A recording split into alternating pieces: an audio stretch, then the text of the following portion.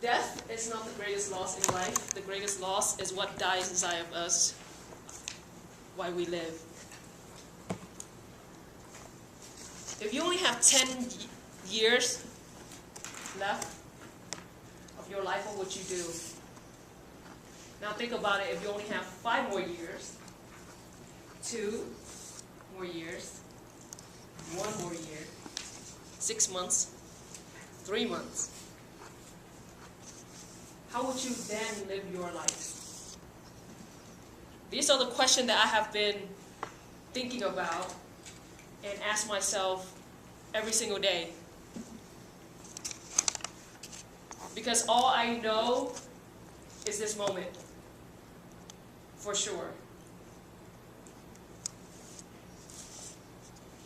I used to answer people, I only want to live until I'm 30 years of age. I just turned 29 last month. So I only have 1 more year.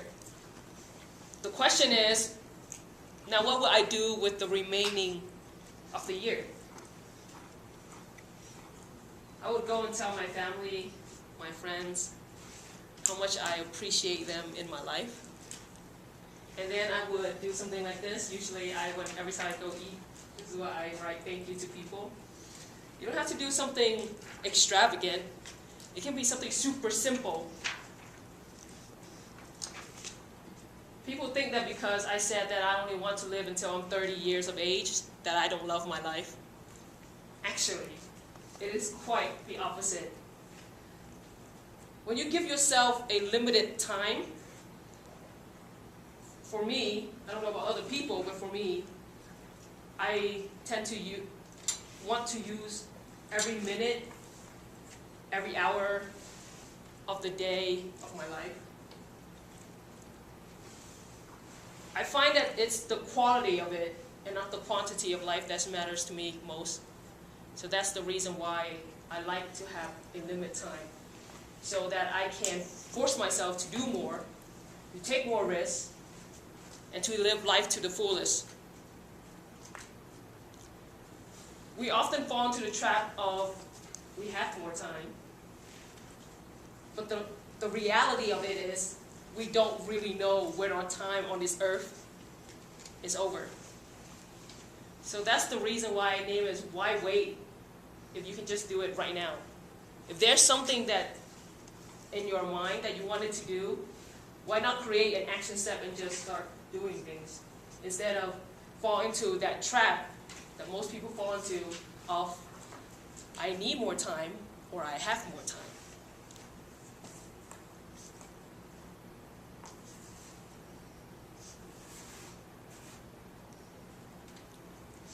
I think life is much shorter than we perceive it to be.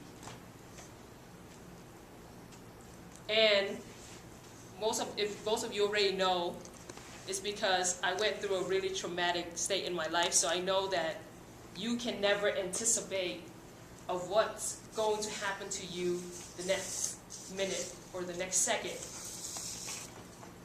But you always know what happened now. So I find it fascinating that we don't often express how much we care or how much we love other people. We like to hold it in, especially those that we hold dear to our heart. And so I make it a commitment that I call my mom every day. Even if I do not use this phrase, people use a lot, I don't have enough time. When you schedule in your planner or everything, you can always make things happen. It's like,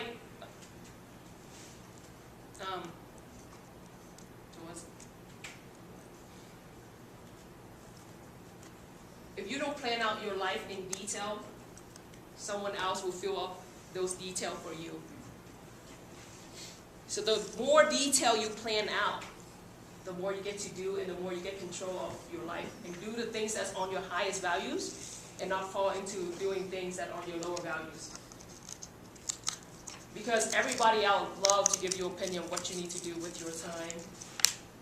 And things that you do are not great or not to what they, because they are usually projecting their values onto your values. So today I'd like to propose that, one, find out what is it your highest values, so that you can live life according to you and not according to someone else's. And like the quote said, death is not the greatest loss in life. The greatest loss is what dies inside of us while we live. Thank you.